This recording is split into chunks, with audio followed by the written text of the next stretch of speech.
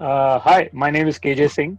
By profession, I'm a sound engineer, both in the studio and in the live circuit. I do front of house, and I also do sound designing and sound editing, sound supervisor work for films. And since music is my passion, I'm also a music producer and part-time composer as well. And I run an audio label I'm the big chief of that audio label. I started as a musician in a band in school and college, and music was my interest. But I had many questions regarding why the sound in my band was not okay, or why the outside sound of the band was not okay. We were getting feedback, squeals, and the sounds were thin. And I think that just prompted me to get after my PA rental guy and hound him as to why things were not okay. And he said, "Well, you need to understand sound for that, even though you're a musician." And that got me interested. And I did a barter with him that I would be his roadie and I would help him set up his PA, and he would teach me about audio. And we are talking about early 80s right now, and in India, everything was analog, and even we had a wall of speakers sound. There was no line arrays. So my job was to go to his house one day early before the show, which was there, and in the evening, while we discussed how the system would be set up, I would be prodding him with, what's this knob do, and what is this top knob? Okay, it's a preamp, things like that. I mean, everything in a mixer. And that's where he would teach me. And then I would sleep there at their house. And in the morning, regular exercise. Anybody who's done live sound in the 80s will relate to this. Load the truck, uh, get it to the venue, unload the truck, set up the speakers. The wall of sound is which I'm talking about. So one on top of the other, and manually. There are no forklifts. And wire it. Then you wire the snake, the mixer, the stage, the mic stands, wiring everything.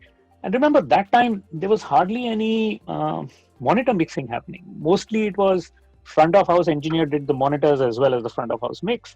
Same mixer board did that.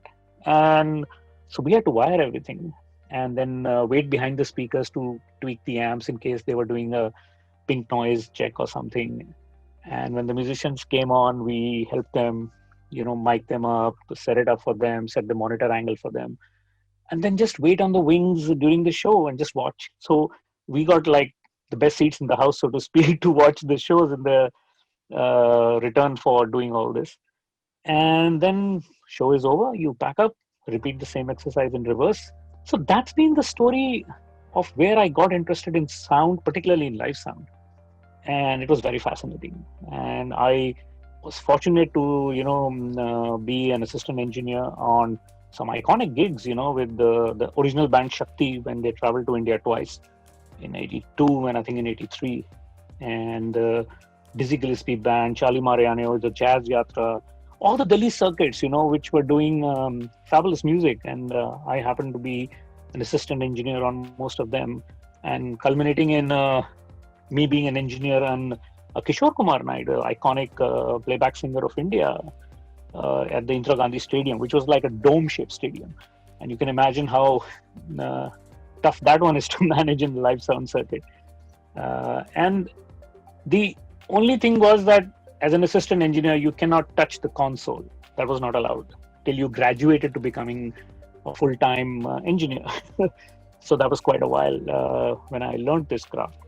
And while I was studying for my master's, I got a call from a friend saying the studio engineer of their friend had run away and they were in need of an engineer, and if I could help them out. And I said, sure. I mean, I know live sound. I mean, I'm sure it can't be that much different. And I went there and I saw their equipment, and they had a Studer 2-track, and they had an old analog mixer and some microphones. And I said, yeah, that's easy. I can do that. And lo and behold, I was there 2 years doing studio work then, and sneaking away in the evenings to do some live shows. And it was there that then I realized that I wanted to do this full time. I really loved what I was doing, and I really enjoyed what I was doing. And how could I make this better and understand this better for myself? And there was no internet in that time. This I'm talking about still early 80s, 83, 84, 83, right? No internet. So we had to write, and I saw that at the back of magazines, ads for doing audio courses abroad. And I kind of noted those addresses down and wrote letters to them saying I would like to do this audio course, and would I be eligible, and what would it cost, and things like that. Um, I wrote a lot of letters and I got very few replies. And amongst them, I got was one from the Trebas Institute of Recording Arts in Toronto, Canada, which is where I ended up being. So I ended up going to Canada in 1985 and did a course in sound recording, a diploma certificate, and music production, which I really wanted to do. Great place, great experience. It taught you a lot in terms of the theory, the physics, the electronics, and of course the hands-on production work as well.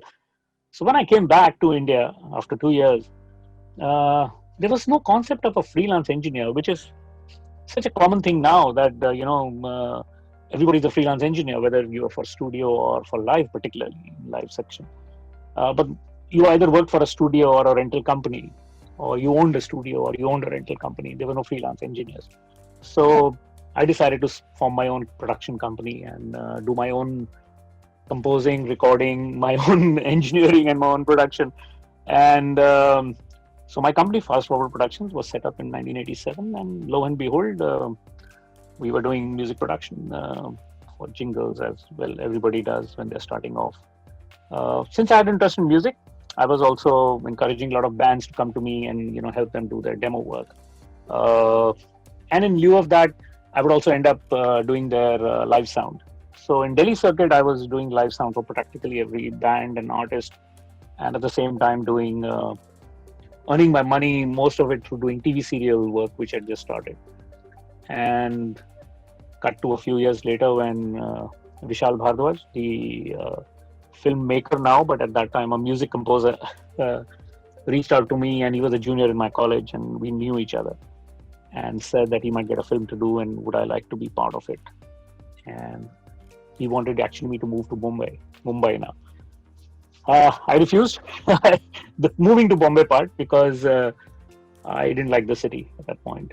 I just didn't like the weather, and I think it was too fast paced for me. But I agreed to help him out with the film, and that film was Maachis by Gulzar, and the songs were to be done, and the background music had to be scored. And so I would travel back and forth and finish the songs and go back. So we did 2 films like that after that until I had to take a call because it was getting too much. So I moved to Bombay with one wife, 2 kids, small kids, in 1997 of May. And I've been here ever since. So after moving to Bombay, I've been doing film work in studios. Most of Vishal's work from Maachis onwards to Omkara, which got me the National Award and the Filmfare Award as a sound designer and the sound supervisor, along with 2 other people, Subhash Sahu and Shadid Koheri. I also started doing live sound back again, and I was fortunate to start with Mr. Hariharan. He's a award-winning singer, very well known in India and abroad.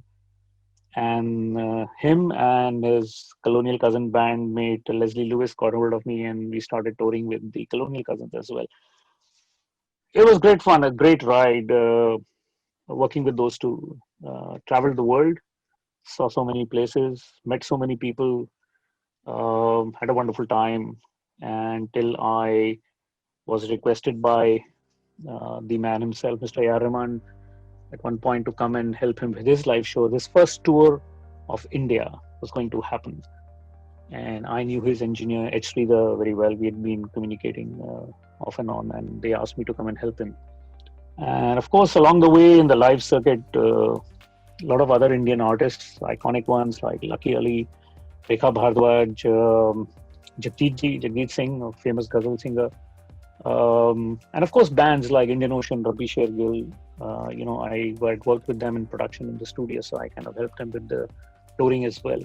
So that has been my journey, encompassing live sound, encompassing studio work, and my music production work till now.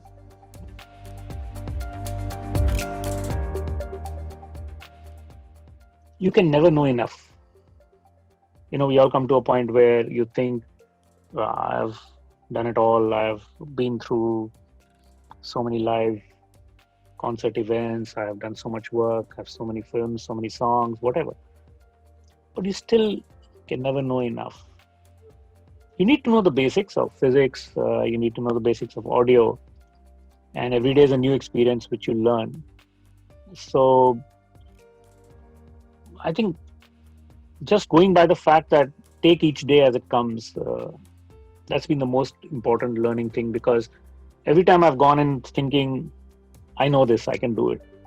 And I've come away thinking, my God, there was so much to learn today.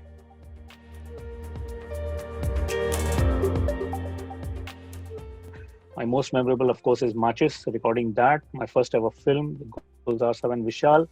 My memorable project is working the first album with A.R. Rahman and his first show, which was in Calcutta, by the way, Salt Lake Stadium, 98,000 people. And incidentally, I also had a fall there where I lacerated my back and cracked 2 ribs, but I still went on to do the show. Favorite is, of course, Kash by Hariharan, mixed at Real World, Peter Gabriel Studio. Rabbi Shergil Bulla, I produced and engineered that. It was a fabulous time making that.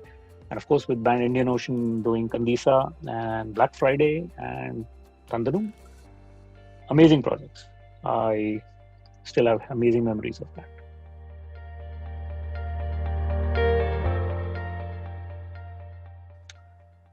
My connect with Harman company and their products has been, I think, from what I can remember, I'm trying to remember, the early days were the AKG microphones. When I used to work in All India Radio and Doordarshan studios, that is my first memory of microphones was the AKG microphones. And very soon I was introduced to the AKG 414 model in a studio, and I fell in love with it. Such a versatile mic. Vocals, percussions, string instruments, so many things you could record with a single microphone, and so many options in terms of polar patterns, pad, roll-off filters. I mean, you could do so much with that mic, just one mic. So that mic really impressed me, and I still have one in my collection right now. So that was my first introduction to that. The other thing I remember about AKG, I don't know how many people will remember this, was their first digital reverb unit, which was the ADR 68K, if I remember the name correctly. The digital reverb which AKG made. And I was given a piece to test for some time, and I remember using it on so many recordings and marveling at the quality of that digital reverb at that point. So that are my two AKG memories. Of course, D12 and D112, the kick drum, famous kick drum mic, always there. Soundcraft consoles I've used in my live circuit so much. JBL speakers, my God, how can one not touch upon JBL speakers if you are in the live circuit particularly? I think all of us have grown up using their systems at some point or the other in our lives. So look at that impact of that speaker that every engineer has gone through working on a JBL system. So that's the reach of that product.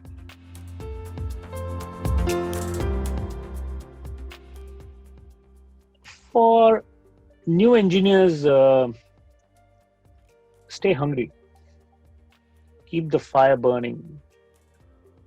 Because something beautiful and amazing can happen if you are alert, if you are focused, if you are determined, if you are passionate. You can be part of that amazing, beautiful process and the magical process of audio and music, being an artist. So be organized, take notes, be dependable. So when people tell you a task, they know that they can depend on you, that you will do it. And be honest. If you can't do it, tell them that you don't understand this part of it and that you would like to learn. But don't just say yes because you have to say yes. And at the end of the day, it's teamwork. It's not about you and I. Music is the king. So let's all work together to make the music that evening, and that event magical as much as possible, with all the tools and the equipment and all the people available to us. Use that as much as you can. And at the end, be cool and keep your cool.